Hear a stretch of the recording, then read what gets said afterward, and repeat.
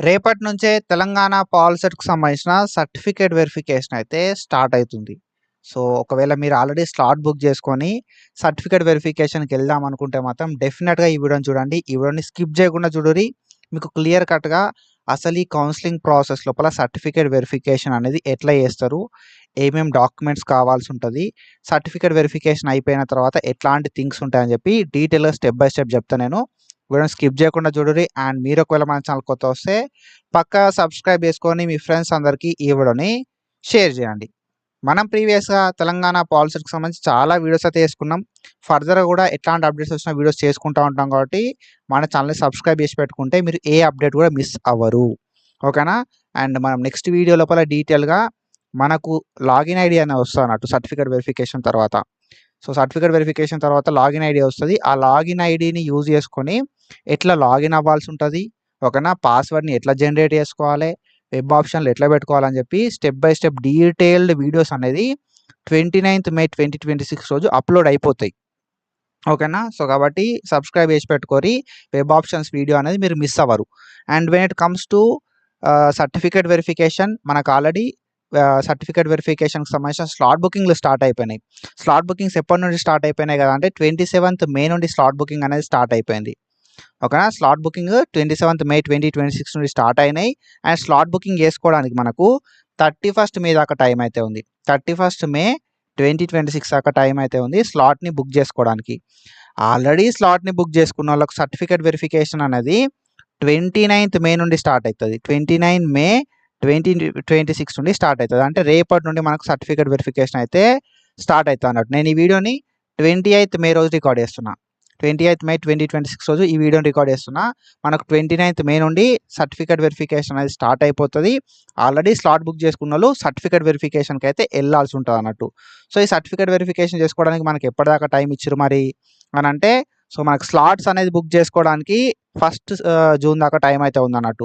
ఒకవేళ మీరు slot booking చేసుకునేటప్పుడు ఏ డేట్ పెట్టుకుంటే ఆ డేట్ వరకు మనం సర్టిఫికేట్ వెరిఫికేషన్‌కి ఎళ్ళాల్సి ఉంటదన్నట్టు. సో, మనకు ఈ సర్టిఫికేట్ వెరిఫికేషన్ చేసుకోవడానికి ఫస్ట్ జూన్ 2026 దాకా టైం అయితే ఇచ్చిరన్నట్టు. ఓకేనా? సో, ఏ రోజైతే మీరు స్లాట్ బుక్ చేసుకుంటారో ఆ రోజు డెఫినిట్‌గా సర్టిఫికేట్ వెరిఫికేషన్‌కి ఎళ్ళాల్సి ఉంటది. స్లాట్ బుక్ చేసుకోవడానికి 31st మే దాకా టైం ఉంటే, సర్టిఫికేట్ వెరిఫికేషన్ చేసుకోవడానికి ఫస్ట్ జూన్ దాకా టైం అయితే ఉంది. ఓకేనా?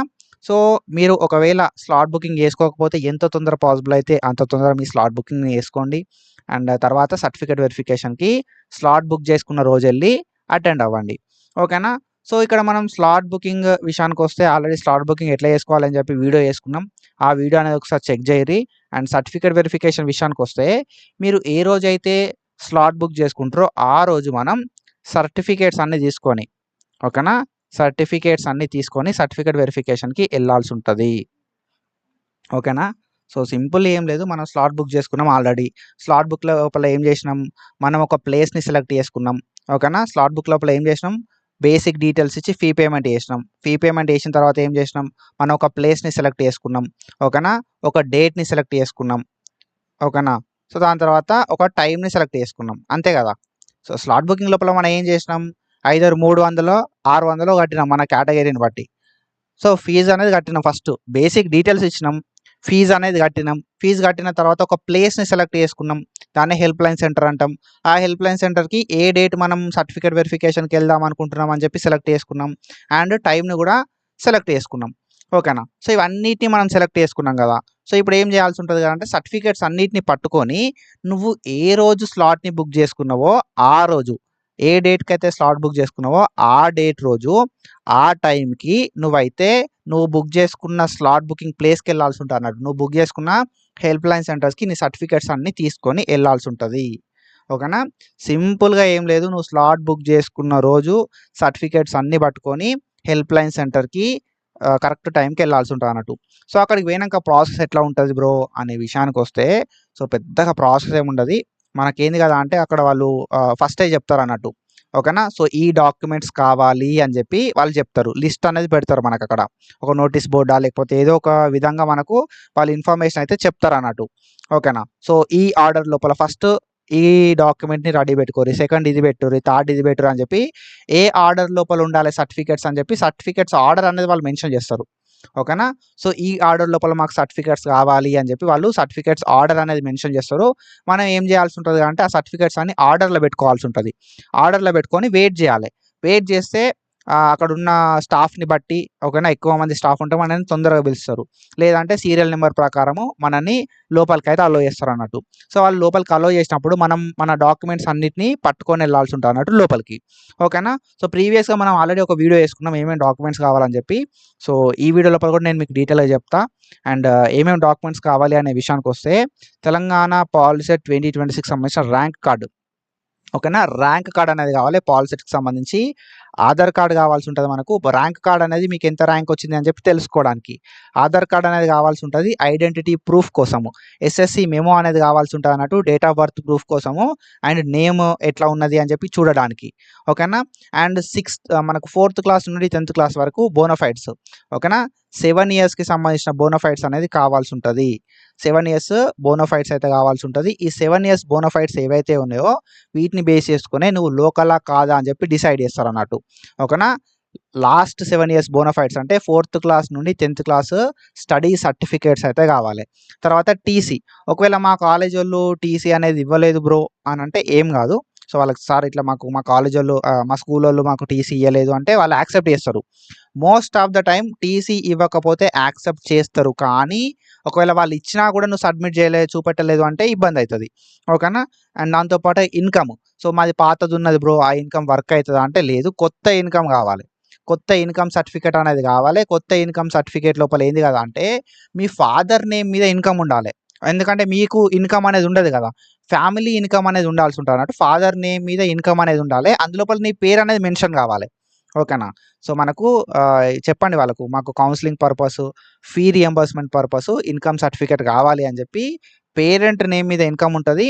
అండ్ స్టూడెంట్ నేమ్ అనేది అందులోపల మెన్షన్ చేసి ఉంటదన్నట్టు. సో వాళ్ళు అట్లా ఇస్తారు మీ సేవ వాళ్ళని అడిగితే. ఓకేనా. సో అది ఈ 2026 ఇన్‌కమ్ అయ్యి ఉండాల్సి ఉంటదన్నట్టు. 2026 ఇన్‌కమ్ అయ్యి ఉండాల్సి ఉంటది. 2026 ఇన్‌కమ్ అయినప్పుడు మాత్రమే మనకు పనికొస్తదన్నట్టు. And EWS certificate. EWS certificate విషయానికొస్తే ఎవరైతే ఓసీ వాళ్ళు ఉంటారో వాళ్ళకు ఎకనామికల్లీ వీకర్ సెక్షన్ అని చెప్పి వాళ్ళకొక income certificate or asset certificate అనేది ఉంటదన్నట్టు. సో అది వాళ్ళు సబ్మిట్ చేయాలి. సో అది వాళ్ళు సబ్మిట్ చేస్తే ఏమైతది అంటే వాళ్ళకు ఈడబ్ల్యూఎస్ కోటా కింద సీట్లు ఇస్తారు. ఓకేనా. అండ్ దాని తర్వాత caste certificate. So caste certificate ఏంది కదా అంటే నీకు రిజర్వేషన్ రావాలి అంటే క్యాస్ట్ సర్టిఫికేట్‌ని సబ్మిట్ చేయాలి. ఓకేనా. And residence certificate. నువ్వు లోకల్ కాకపోతే రెసిడెన్స్ సర్టిఫికేట్ అనేది పట్టుకపోవాలి. సో 1 ఇయర్, 2 ఇయర్స్ రెసిడెన్స్ అనేది మనకు మీ సేవ వాళ్ళు ఇస్తారు. ఆ 1 ఇయర్, 2 ఇయర్ రెసిడెన్స్ అనేది పట్టుకపోరు ఏం కాదు.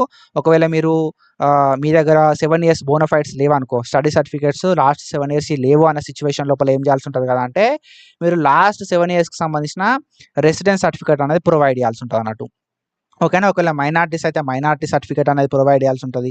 ఒకవేళ మీరు పీహెచ్ అయితే ఫిజికల్లీ హ్యాండిక్యాప్డ్‌కి సంబంధించిన సర్టిఫికేట్, సీఏపీ, ఎన్‌సీసీ లాంటి సర్టిఫికేట్స్ అయితే సబ్మిట్ చేయాల్సి ఉంటదన్నట్టు. సో ఇవన్నీ డాక్యుమెంట్స్ మనం సబ్మిట్ చేయాల్సి ఉంటదన్నట్టు at the time of certificate verification. నువ్వు ఏ రోజైతే స్లాట్ బుక్ చేసుకున్నావో, మీకు ఏ రోజైతే సర్టిఫికేట్ వెరిఫికేషన్ ఉన్నదో, ఎక్కడికైతే సర్టిఫికేట్ వెరిఫికేషన్‌కెళ్తున్నారో అక్కడికెళ్ళేటప్పుడు మీరు సర్టిఫికేట్ వెరిఫికేషన్‌కెళ్ళేటప్పుడు ఇవన్నీ డాక్యుమెంట్స్ ఏవైతే ఉన్నాయో ఇవన్నీ డాక్యుమెంట్స్‌ని మీరు ఒరిజినల్స్ తీసుకపోవాలి.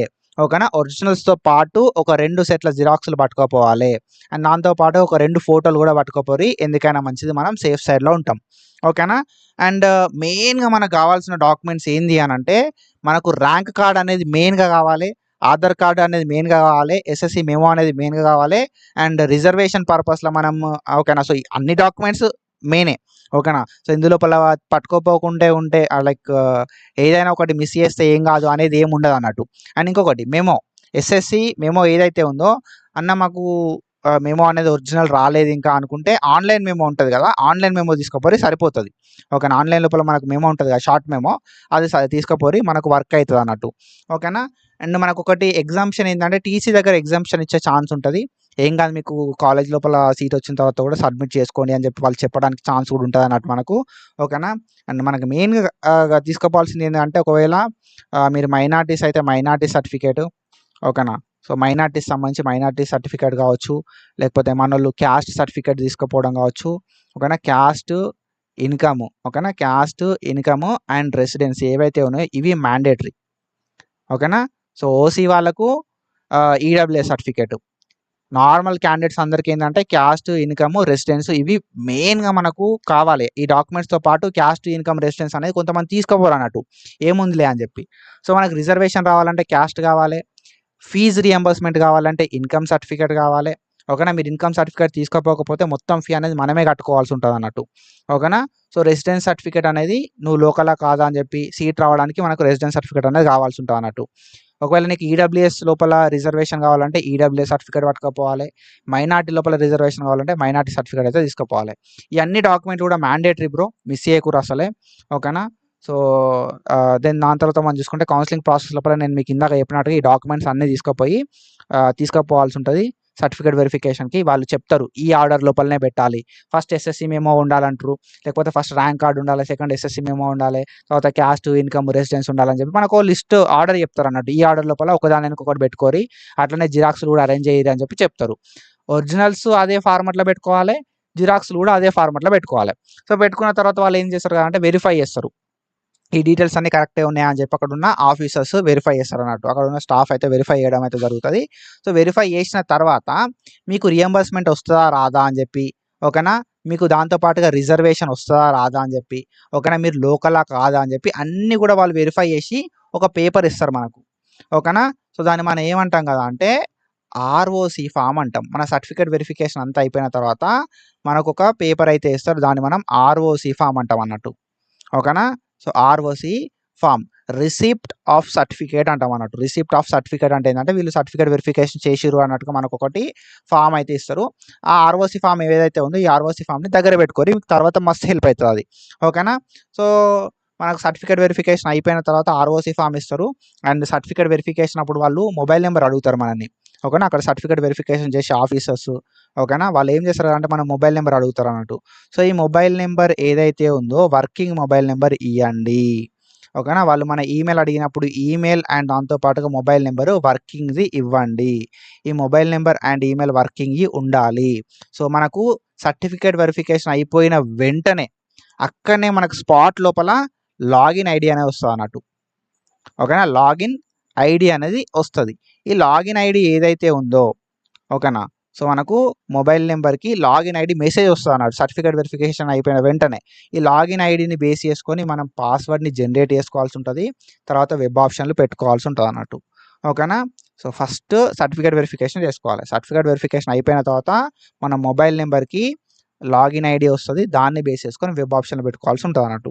సో, ఇది కౌన్సెలింగ్ ప్రాసెస్ గురించి మనం నెక్స్ట్ వీడియో లోపల డీటెయిల్డ్‌గా మనం వెబ్ ఆప్షన్‌లు ఎట్లా పెట్టుకోవాలి అని చెప్పి మాట్లాడుకుందాం. వెబ్ ఆప్షన్‌లు పెట్టుకునే దానికంటే ముందు మనకిచ్చిన ఆర్ఓసి ఫార్మ్ ఉంటది కదా! ఆర్ఓసి ఫార్మ్‌ని ఎట్లా చెక్ చేసుకోవాలి అని చెప్పి మాట్లాడుకుందాం నెక్స్ట్ వీడియోస్ లోపల. అండ్ దాంతో పాటుగా లాగిన్ ఐడీ ఉంటది కదా! లాగిన్ ఐడీని బేస్ చేసుకొని మనం ఎట్లా లాగిన్ కావాలి. ఓకేనా. అండ్ మనకు పాస్వర్డ్‌ని ఎట్లా జనరేట్ చేయాలి. ఓకేనా. సో, పాస్వర్డ్ ఏదైతే ఉందో పాస్వర్డ్‌ని ఎట్లా జనరేట్ చేయాలి. లాగిన్ ఐడీని యూజ్ చేసుకొని మనం పాస్వర్డ్‌ని యూజ్ చేసుకొని ఎట్లా లాగిన్ కావాలి. వెబ్ ఆప్షన్‌లు ఎట్లా పెట్టాలని చెప్పి step by step detail video అనేది నెక్స్ట్ వీడియోస్ లోపల నేను నీకు చెప్తా. కాబట్టి సబ్స్క్రైబ్ చేసి పెట్టుకో. అండ్ మనం ఏందంటే మస్తు ఎఫర్ట్ పెట్టి వీడియోస్ చేస్తున్నాం. జస్ట్ మనోళ్ళు చూస్తున్నారు, వెళ్తున్నారు తప్ప సబ్స్క్రైబ్ చేసుకుంటలేరు. సబ్స్క్రైబ్ చేసుకొని మీ ఫ్రెండ్స్‌కి కూడా షేర్ చేయండి. అండ్ ఫస్ట్ వీడియో మన ఛానల్ నుండే వస్తది. వెబ్ ఆప్షన్‌లు ఎట్లా పెట్టుకోవాలని చెప్పి. కాబట్టి చెక్ చేసుకుంటా ఉండుర్రి మన ఛానల్‌ని. So, do follow us for more content. Thank you so much. Signing off.